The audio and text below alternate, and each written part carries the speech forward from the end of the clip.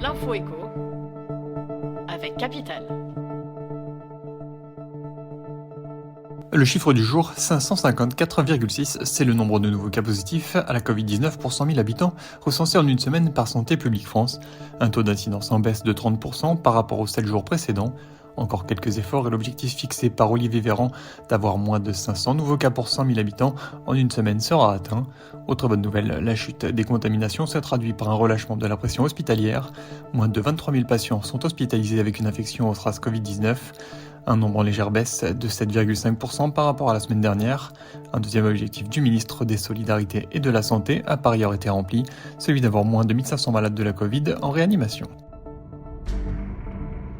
Le coup de gueule du jour est poussé par les détenteurs des téléphones mobiles. Selon les données de 2021 du médiateur de l'assurance, sur 20 000 saisines, les assurances nomades représentaient 6% des conflits en assurance dommages, soit bien plus que leur part de marché. Pour éviter de tomber dans les pièges de ces contrats, Capital vous fournit de précieux conseils. Tout d'abord, seuls les détenteurs d'un smartphone onéreux ont intérêt à y souscrire.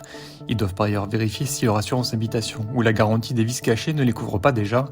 Un autre réflexe à adopter est de fuir les assurances vendues par les enseignes commerciales comme Fnac Darty ou Boulanger et de prendre le temps de se diriger vers les contrats des assureurs classiques, généralement plus protecteurs. L'infopathie Capital vous concerne si vous avez perçu des revenus sur vos placements fiscalisés en 2021 et que vous êtes faiblement imposé.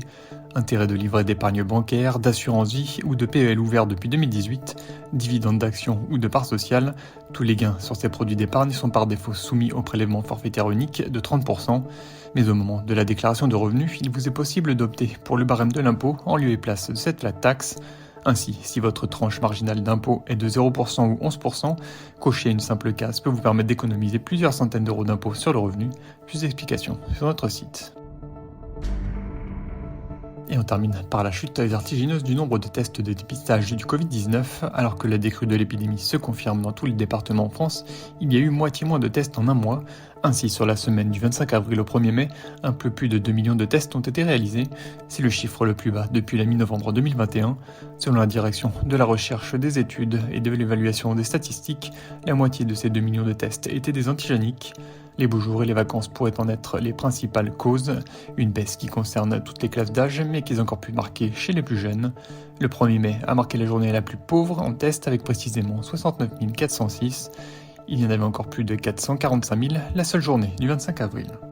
C'était l'info écho avec Capital.